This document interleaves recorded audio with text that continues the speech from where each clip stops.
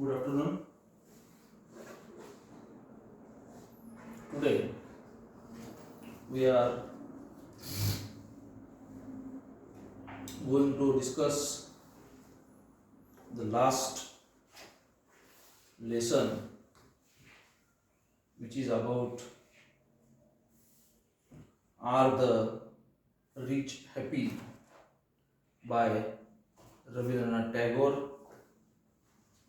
where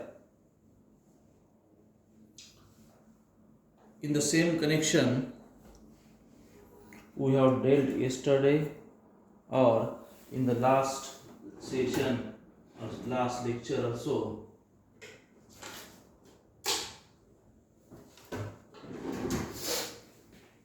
Stephen Leacock speaks about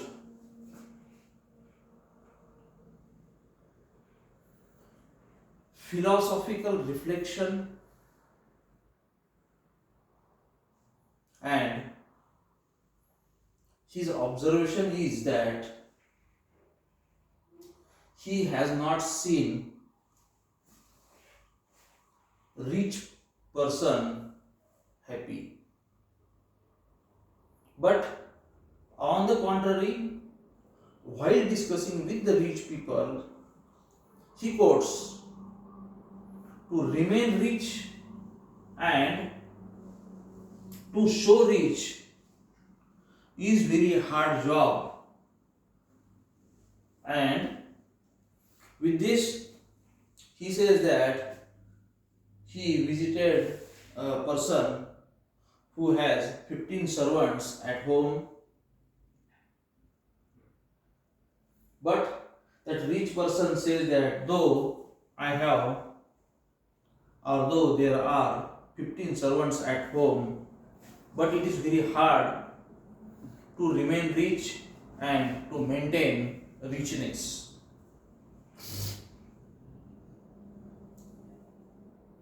He says that one who sits at opera is not a rich person. A friend has $10,000, but Stephen Leacock quotes that this person is not rich. It is impossible to keep as rich. These people, though they are wealthy, but they are not willing to accept their richness. The example is that he has given the example of $20,000 overdrawn from bank.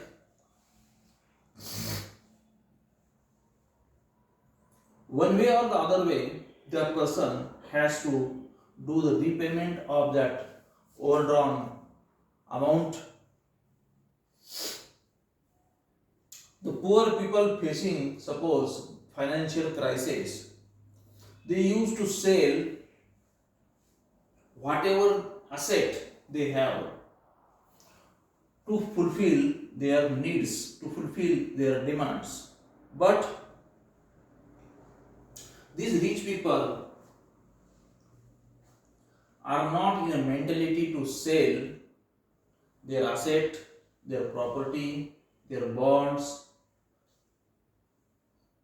but they are always struggling to maintain their richness. They are always struggling for money, and in such a way, Stephen Leacock speaks about this richness and the problems of these rich peoples. These rich peoples, though they are apparently rich, but it is very hard to remain rich, it is very hard to maintain richness. And in the same connection, Stephen Leacock here gives some example, and in one example about a rich person, he says that that rich person should give donation to the college, but on the contrary, that rich person is not willing to do so because understanding, assumptions, and their view on the wealth, on the property, on the asset are quite different from one another. And in the same connection, Stephen Leacock also gives some humorous examples about rich persons. We will go through the text. See the text.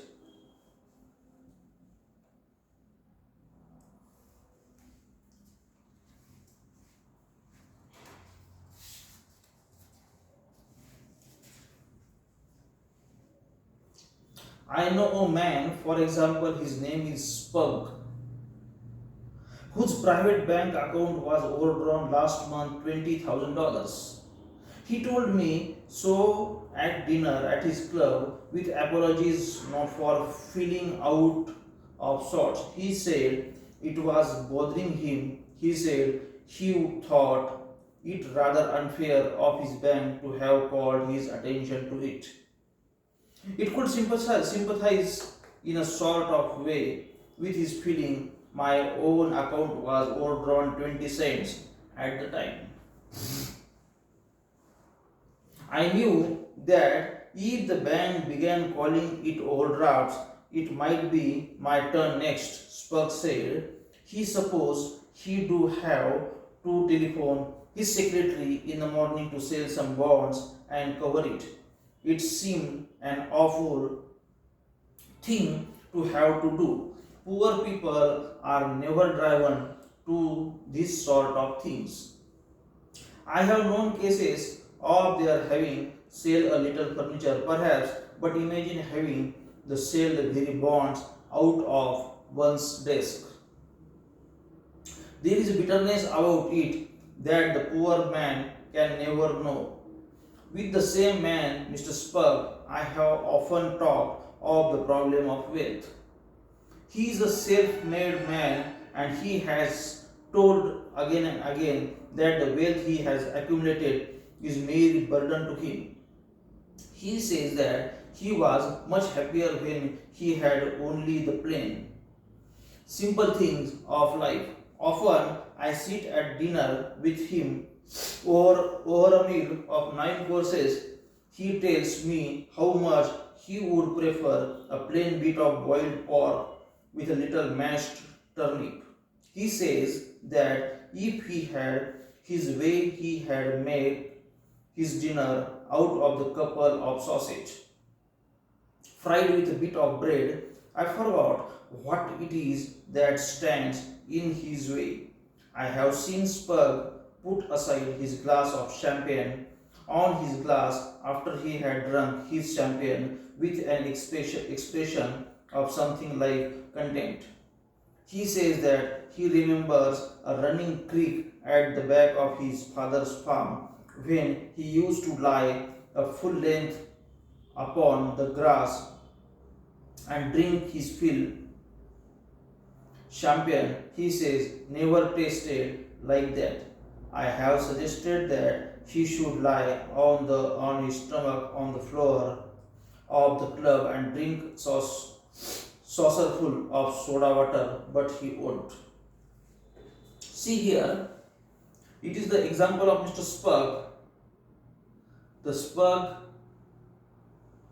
who has overdrawn $20,000 and at the same time this rich person is under burden. Because if the bank started calling the overdraft about the overdraft, then he had to do the repayment to the bank of the $20,000, and if he had to do the repayment to the bank of 20,000, then so as to fulfill the amount he has to sell some bonds. He has to sell bonds means it is just nothing but a type of shares. He has to sell shares. But this person speaks about his last days. This person is not happy in his richness. This person is not happy in his rich life. This person expresses that this rich life or this whatever he has accumulated, whatever his property is, he is not happy in that property, he is not happy in the richness, but on the contrary, he like to have a simple dinner, simple meal, and his richness is showing here that he was drinking champagne. Champagne is a type of drink which is very costly. He was drinking champagne and he says, never tasted like that. I have suggested him, means the Stephen Leacock has suggested him, he to sleep on the grass on the stomach to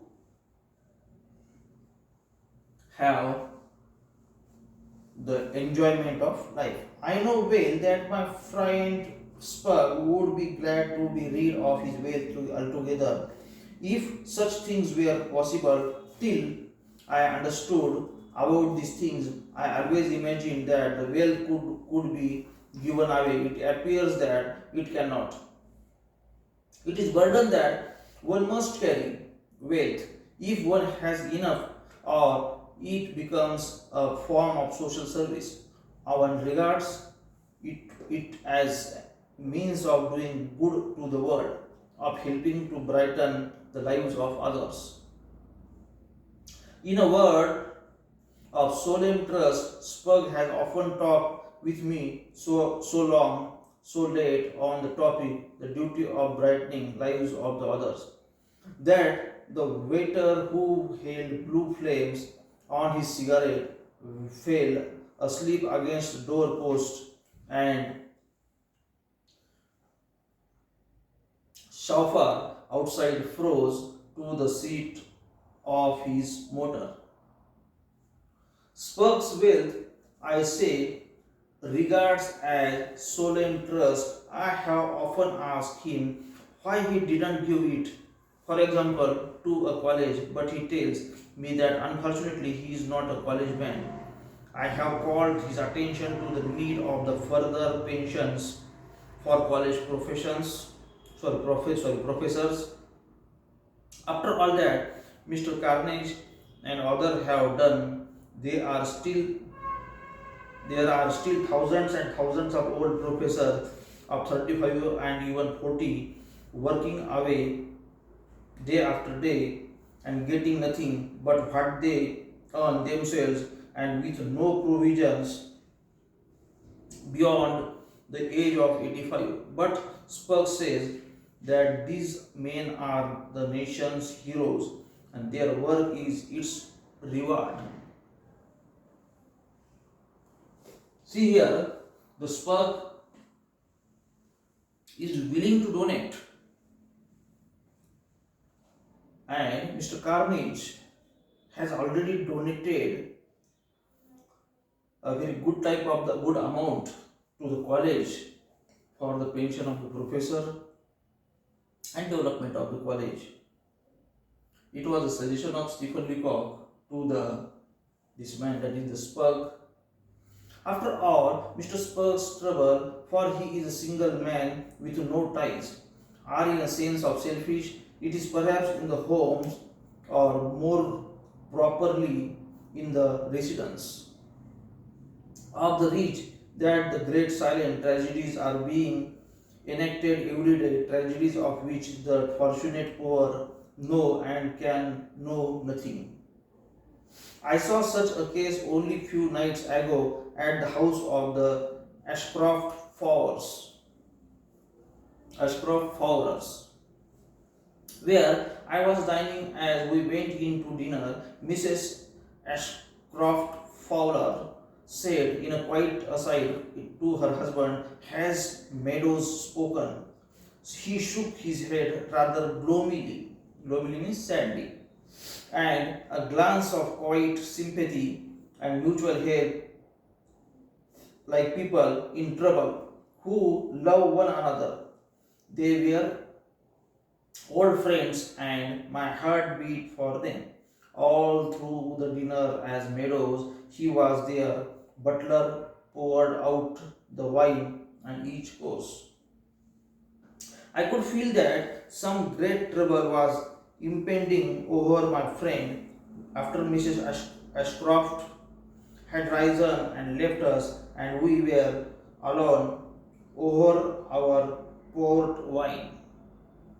I drew my chair near the Fowlers and I said, "My dear Fowler, I am an old friend, and you will excuse me if I seem to be taking liberty. But I can see that you and your wife are in trouble." "Yes," he said, very sadly and quietly, "we are." "Excuse me," I said, "tell me, for it makes a thing easier if one talks about it. It is it anything about Meadows?" "Yes," he said, "it is about Meadows." There was silence for a moment, but I knew already that what Fowler was going to say. I could feel it coming. "Meadows," I said, presently constraining himself to speak with a little emotion as possible, "is leaving us. Poor old chap," I said, taking his hand. "It is hard, isn't it?" He said, franking. Left was winter. No fault of ours. We did everything we could, and now Meadows." There are almost a sob in his voice. "He hasn't spoken definitely as yet," Fowler went on, "but we know there is hardly any chance of his staying." "Does he give any reason?" I asked. "Nothing specific," and Fowler, "it's just a sheer case of incapability. Meadows does like us." He put his hand over his face and was silent. I left quietly a little later without going up to the drawing room. A few days afterwards, I heard that Meadows had gone. Ashcroft Fowler, I am told, are giving up in despair. Despair means complete loss. They are going to take a little suite of 10 rooms and 4 baths in a grand Palaware hotel and rough it there for the winter. Means these people were speaking about the Meadows, and they were not satisfied, Mrs. Fowler and Mr. Fowler, about the Meadows, and one day Meadows left them, and then after they had taken a suite of 10 rooms and 4 bathrooms in the hotel. And yet one must not draw a picture of the rich in colors. Altogether gloomy, there are cases among them with genuine, light-hearted happiness. I have observed this is especially the case among those of the rich who have the good fortune to get ruined, absolutely and completely ruined. They may do this on the stock exchange, that is the stock exchange. Stock exchange means it is related to the share market, or the where there is a sale and purchase of the shares of the various companies. Such stock markets are there all over the world. In India, Bombay stock market is there, Kolkata stock market is there, where one can do sale and purchase of the bonds, shares of the government and private companies.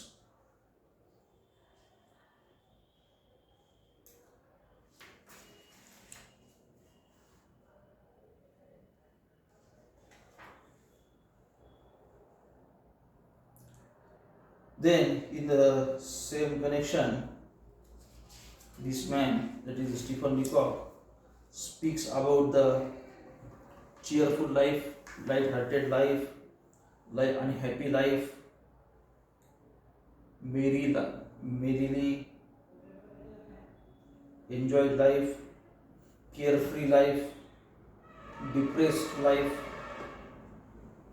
and this man speaks about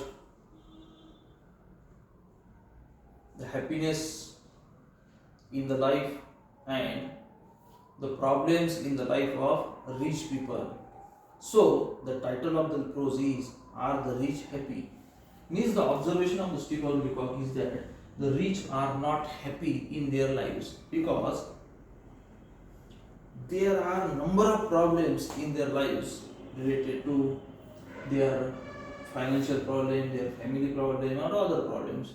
And so as to face the problems, these peoples are working on it and struggling for the same one. With this,